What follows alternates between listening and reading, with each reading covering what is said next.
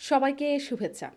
প্রিয় দর্শক, আজকে কথা বলতে চাই ডক্টর ইউনূস সরকারের পরিণতি কেমন হতে চলেছে।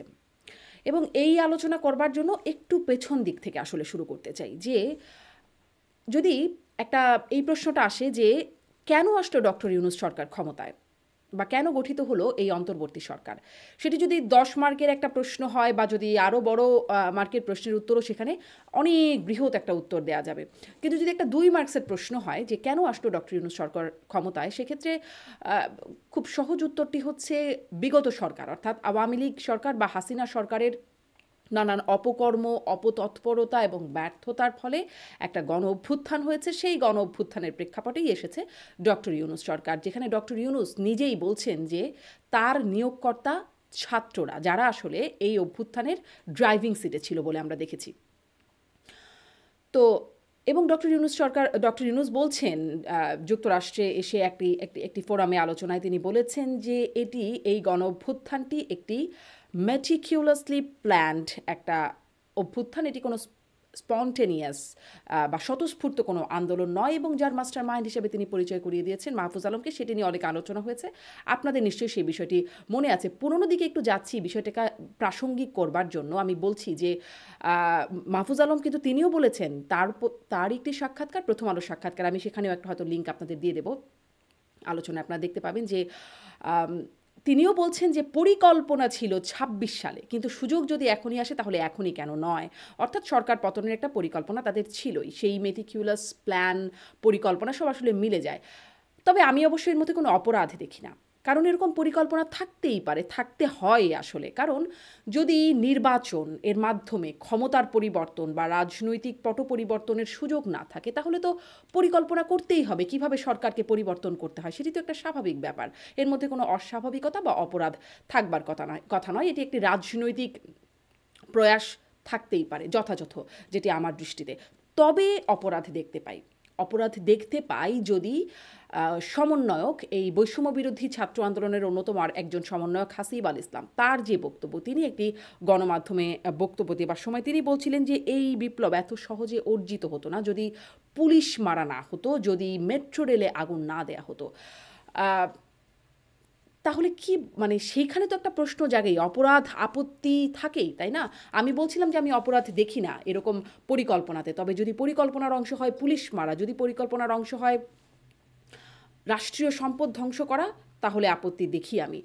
আর সেখানে আরও সংশয় বা সন্দেহর জন্ম নেয় যখন জাতিসংঘ তদন্ত কমিটি, যারা গণ অভ্যুত্থানে হত্যার তদন্তের স্বার্থে এসেছেন এবং কাজ করছেন, তারা যখন বলে তাদেরকে অসহযোগিতা করছে বা তাদেরকে যথেষ্ট তথ্য দিয়ে সহযোগিতা করছে না বর্তমান সরকার, তখন তো মনেই হয় ওই যে কথায় আছে না, ডাল মে কুছ কালা হ্যাঁ, আসলেই কি কিছু আছে, সর্ষের মধ্যেই কোনো ভূত কি আসলে আছে, যে কারণে যেই তথ্য সরবরাহ করার কথা উচিত সেটি করছে না বর্তমান সরকার। আমি একটু একটা পত্রিকা থেকে উদ্ধৃত করি যে এখানে এই খবরটি এসেছে, সমকালের খবর আমি পড়ছি। সমকালের খবরের শিরোনাম, জাতিসংঘকে এখনও পূর্ণাঙ্গ তথ্য দেয়নি সরকার। আমি একটু পড়ছি।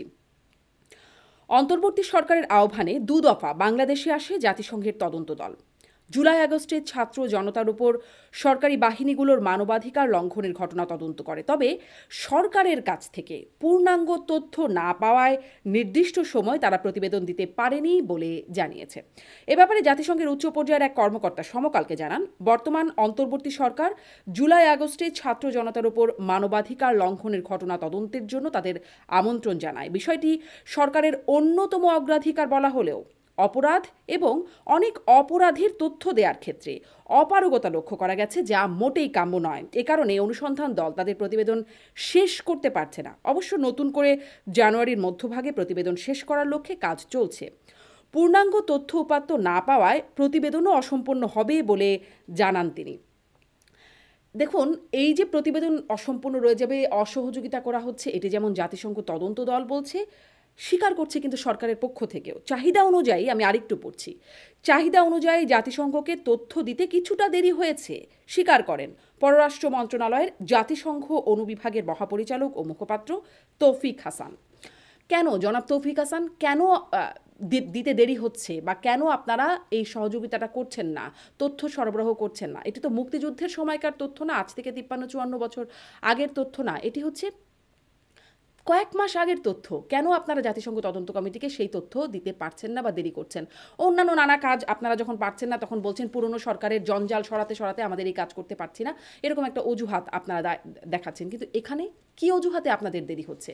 একদম কিন্তু এই বিষয়টা স্পষ্ট না। অতএব স্বচ্ছতার অভাব, সন্দেহ করার মতো, সংশয় জাগার মতো যথেষ্ট কারণ কিন্তু আপনারা জনগণের সামনে তুলে দিচ্ছেন।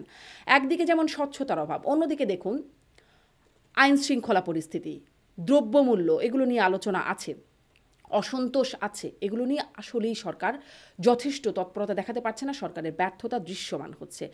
দ্রব্যমূল্য যখন এরকম, সেটি নিয়ে যখন মানুষের হাপিত্যেশ আছে, তখন কিন্তু আমরা দেখতে পাচ্ছি বিভিন্ন কারখানা থেকে ছাঁটাইয়ের ঘটনা ঘটছে, কারখানা বন্ধ হচ্ছে, ছাঁটাই হচ্ছে। আমি যদি সেখানেও কয়েকটি ঘটনা বা কয়েকটি শিরোনাম আপনাদেরকে বলি, চট্টগ্রামে এস আলমের 9টি কারখানা বন্ধ, যুগান্তরের খবর পড়ছে, আমি চেষ্টা করবো লিঙ্কগুলো দিয়ে দিতে। লক্ষাধিক কর্মী বেকার হওয়ার শঙ্কা। তারপরে বেক্সিমকোর 16 কারখানা বন্ধ, সেখানেও কর্মীদের মানে লক্ষাধিক কর্মীর বেকার হওয়ার সংখ্যা, এটি বিডি নিউজের খবর আমি পড়ছিলাম।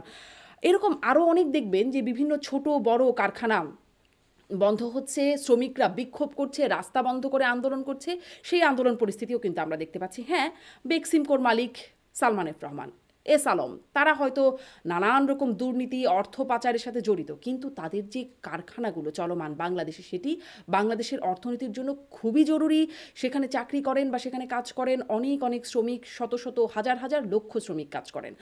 এই মানুষগুলো যদি এই দ্রব্যমূল্যর বাজারে তাদের যদি ছাঁটাই হয়, তাদের পরিবারগুলো কি করে চলবে? এক একটি মানুষের সাথে অনেকগুলো মানুষ জড়িত, তাদের পরিবার, তাদের তাদের অন্ন বস্ত্র, তাদের বাচ্চাদের স্কুলে যাওয়া, অনেক কিছু নির্ভর করছে এর উপরে। এতগুলো মানুষ অসন্তুষ্ট হয়ে পড়ছে। বলছিলাম দ্রব্যমূল্যের এই পরিস্থিতিতে যখন এই ছাঁটাই, তখন আসলে পরিণতিটা কি হয়? যদি এমন একটা সময় এসে আমার আপনার আয় উপার্জন বন্ধ হয়ে যায়, তাহলে ক্ষোভ বিক্ষোভের জায়গাটা কোথায় গিয়ে আসলে দাঁড়াবে সেটি খুব সহজেই অনুমেয়। বলছিলাম একদিকে যেমন স্বচ্ছতার অভাব আছে, অন্যদিকে এই পরিস্থিতি। এই অবস্থায় কিন্তু বিএনপি মহাসচিব, একটি বড় দল বিএনপি, অন্যতম বড় দল, হয়তো সামনে ক্ষমতায় যাবে যারা, সেরকমটি আপাত দৃষ্টিতে দেখা যাচ্ছে, সেই দলের মহাসচিব মির্জা ফখরুল ইসলাম আলমগীর, তিনি বলেছেন 5ই আগস্টের মতো আবার রাজপথে নামার আহ্বান জানিয়ে রেখেছেন।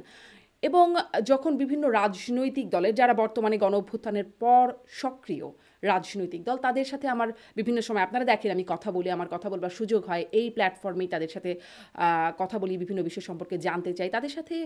অনেক সময় তারা আমার সাথে ব্যক্তিগত আলাপে, যখন তাদের সাথে যোগাযোগ করি বা অনুষ্ঠানের পরে কথা বলবার সময়, কথা প্রসঙ্গে অনেকের সাথেই এই বিষয়টি উঠে এসেছে যে শেখ হাসিনা যদি ফেরে তাহলে কি অবস্থা হবে, সেটি নিয়ে একটা শঙ্কার কথা আছে। অনেকে বলছেন যে শেখ হাসিনা ফিরলে সবার ফাঁসি হবে।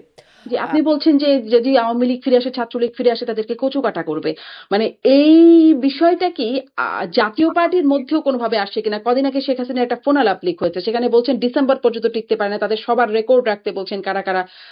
মানে জাতীয় পার্টিও কি ভাবছে কিনা যে আওয়ামী লীগ, ছাত্রলীগ এরা আসলে ফিরে আসবে? কচুকাটা করবে কিনা জানি না, কচুকাটা করবে এমনটি এই ছাত্রদের বা আন্দোলনকারীদের ভয় যে আসলে কচুকাটা করবে। এখন আমি মনে করি শেখ হাসিনার যে প্রলাপ গুলো, এগুলো সত্যি মিথ্যা আমি জানি না। আর সবচেয়ে বড় কথা হচ্ছে, ডেফিনেটলি এরকম একটি আন্দোলনের পরে, এরকম একটি পালিয়ে যাওয়ার পরে ফিরে আসার নজির পৃথিবীতে নাই।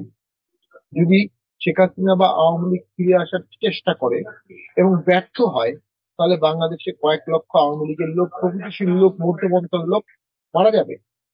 আর যদি আওয়ামী লীগ সফল হতে চায়, তাহলেও তাদেরকে কয়েক লক্ষ লোককে মেরে সফল হতে হবে। আর সফল হলেও এটি টেম্পোরারি সফল হবে, যেটি হবে একসময় গিয়ে হতে পারে, যেটি আমাদের কারো পিকচারের মধ্যে নাই। আর আমার সাথে ব্যক্তিগত আলাপকালেই যে শুধু বলছেন, যেগুলোর আসলে ব্যক্তিগত আলাপ বলে হয়তো আমি সোর্সটি দিচ্ছি না তা না, তবে সোর্স দিতে পারি।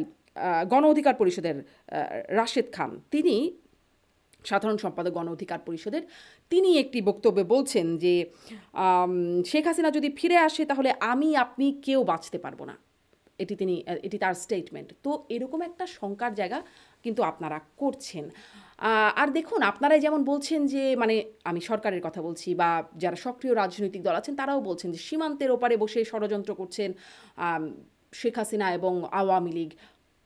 করবেনই তো, তাই না? কিছু না কিছু তো করবেনই। তারা তো কোনো সাধু সংঘ নন যে যা হয়েছে পরিণতি মেনে তারা সৃষ্টিকর্তাকে ডাকতে শুরু করবেন। বিষয়টি তো তেমন হবার কথা না। তারাও নিশ্চয়ই কোনো পরিকল্পনা করবেন, যেমনটি আপনারা করেছিলেন শেখ হাসিনাকে পতনের জন্য, এবং যেটিকে মেটিকিউলাস প্ল্যান বা পরিকল্পনা যেটি আপনাদের ছিল, তো তাদেরও তো থাকবে। তারাও নিশ্চয়ই রাজনীতিতে ফেরবার জন্য তাদেরও কোনো পরিকল্পনা থাকবে, সেখানে নানান কৌশল থাকবে, অপকৌশলও থাকবে। তারা বসে থাকবেন না হাত গুটিয়ে, সেটি আশাও করা যায় না। অতএব কিছু না কিছু তো থাকবেই তাদের ফেরার জন্য, এবং শেখ হাসিনা যদি ফেরেন তাহলে কি হতে পারে সেই শঙ্কাটা আপনাদের মধ্যেও কাজ করছেন। দেখুন, দমন নীতি, দমনের বারবারন্ত, সেটা শেখ হাসিনা তার পরিণতি ভোগ করেছেন।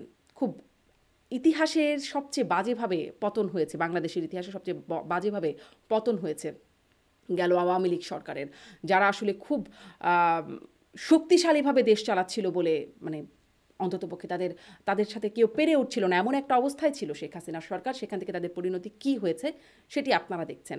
আপনাদের পরিণতি কী হবে যদি এই স্বচ্ছতার অভাব, ব্যর্থতা, অপতৎপরতার জায়গাটা আপনাদেরও থাকে? তাহলে পরিণতি আপনাদের কী হবে সেটি আপনারা একটু ভাবুন। যেটি বলছিলাম, দমননীতির বারবারন্ত পরিণতি ভোগ করেছেন শেখ হাসিনা, আপনারা কি করবেন সেই প্রশ্নটি করতে চাই। সেই জায়গাটিতেই নিশ্চয়ই আপনারাও ভাববেন, এবং ভাবছেন যে সেটিও আমি বললাম যে আসলে আপনাদের মধ্যেও সেই ভাবনাটি আছে। দর্শক, ধন্যবাদ এতক্ষণ সাথে থাকবার জন্য, শুনবার জন্য। আপনারা আপনাদের মতামত দিন, আপনারা আপনাদের প্রতিক্রিয়া জানান। বারবারই বলি, সেই প্রতিক্রিয়া, মতামত আমার কাছে খুবই গুরুত্বপূর্ণ।